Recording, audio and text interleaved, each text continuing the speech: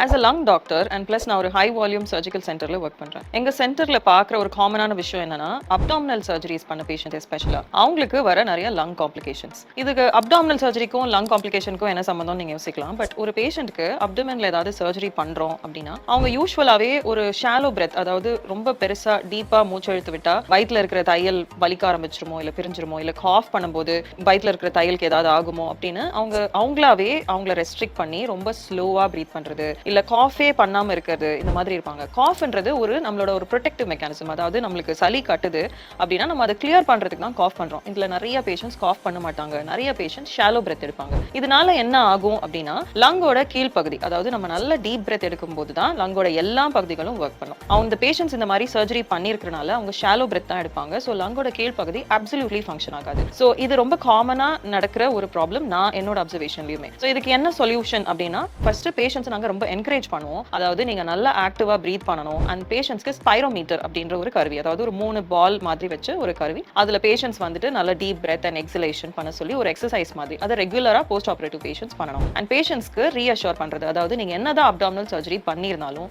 தைரியமா நீங்க நல்ல டீப் பிரெத் எடுக்கலாம் அண்ட் தைரியமா காஃபும் பண்ணலாம். நீங்க காஃப் பண்ணும்போது வயிற்றுல ஒரு சப்போர்ட், அதாவது ஒரு பில்லோ அந்த மாதிரி ஏதாவது வச்சுட்டு நீங்க தாராளமா காஃப் பண்ணலாம். இது எல்லாம் சிசேரியன் பண்ண பேஷண்ட்ஸ், எல்லாம் வயிற்றுல சர்ஜரி பண்ண பேஷண்ட்ஸ், ஸ்பெஷலி ஹெர்னியல் ரிப்பேர் இதெல்லாம் பண்ண பேஷண்ட்ஸ் யூஸ்வலா பண்ற காமன் மிஸ்டேக்ஸ். நீங்க தாராளமா இந்த ஸ்பைரோமீட்டர் எக்ஸசைஸ் பண்றது, ஏர்வே கிளியரன்ஸ் பண்றது இதெல்லாம் பண்ணலாம். இது பண்ணாம போனாதான் நீங்க சர்ஜரி பண்ணதுக்கு அப்புறமா லங் ரிலேட்டட் காம்ப்ளிகேஷன்ஸ்ல மாட்டிப்பீங்க.